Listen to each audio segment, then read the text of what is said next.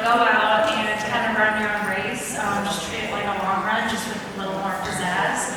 And I found myself just like in the lead over and over again. They would kind of surge, the rest of the pack would surge at some of the water stations, but then I would just kind of go around them because it wasn't really, the pace wasn't picking up. And so I thought the day would go a little bit quicker, but I think just because of the heat, people kind of hung back a little bit. Were you trying to work with anyone in that back? Not really. I was trying to key off of people, especially, somebody like Helen Berry. She knows how to run this course. Edna, she's been there so many times. Mary. There's so many people in that race that I look up to. So I was trying to key off of them and kind of waiting for the move to happen. I knew that there was going to be a big move, but I didn't know when. And so, but just trying to stay within myself and kind of be in my own rhythm, especially since my injury in Chicago this last fall in October. I wasn't quite sure how I would be able to run today and come off of that injury in my recovery process. So I just was trying to test myself and kind of go after it, and I really didn't have anything to lose. We'll take questions now for Emma. Please raise your hand.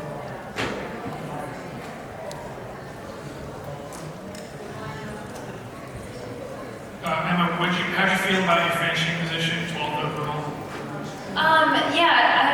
I'm proud of finishing. I'm proud of being at the start line. I'm proud of pushing myself and the efforts that I put into it. 12th is, not quite what I would have expected or hoped for, but that's kind of just the name of the game. I mean, there were so many women in the group, and it's just kind of a crapshoot at that point. That's kind of what my coach said was like, you're just going to have days where there's just a ton of women that just kind of can run those times, and I wasn't able to have the wheels at the end, especially I think they threw down like 440, so I'm just not quite there, but hopefully be there in full form next year or the years following. So again, just coming off of this injury, I'm really proud of being where I was and pushing myself and kind of getting after it and kind of throwing myself back to the Sharks.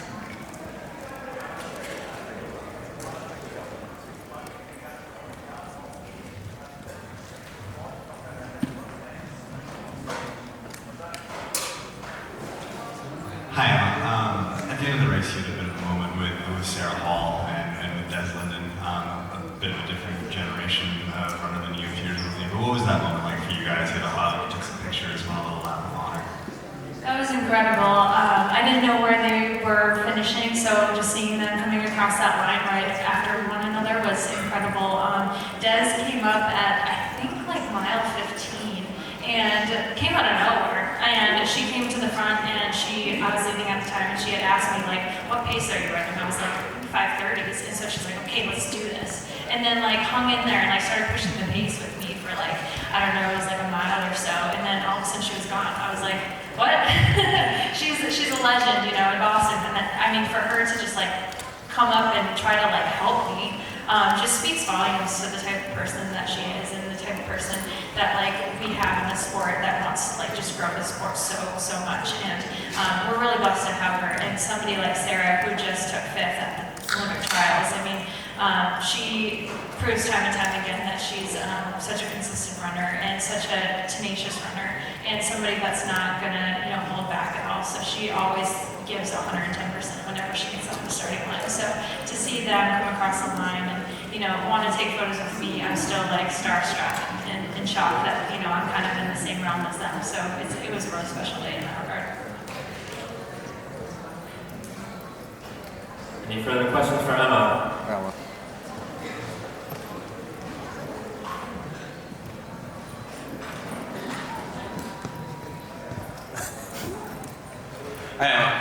I noticed during the race, you started slapping high fives to fans during the race. Can you describe that moment and kind of what came over you as like this marathon's very high stakes? What led to that for you?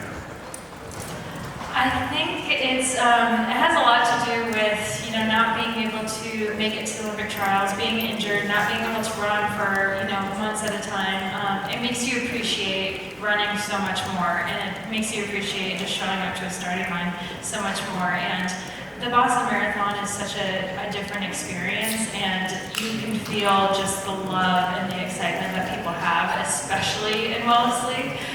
So once people started putting their hands out, I was like, okay, I'm gonna start doing this. Like, I love it. I just want to give back to all the people that are here to support and love and encourage us and get us to that finish line as quickly as possible. But as I started, I couldn't stop because everybody kept putting their hand out. I'm like, did I just make a mistake? Am I like losing seconds here? But honestly, it was worth it for, that, even if it was like gonna cost me a few seconds of time, it was amazing. Just like having that experience with so many people, and I just appreciate it so much. Again, that was the only reason I was able to finish as well as I did today. It's just because of all of the support that we have out there and people screaming, USA and Bates and all these things. I think people really take a lot of pride in this event, and I just want to give back, and I hope that I make people proud out there today.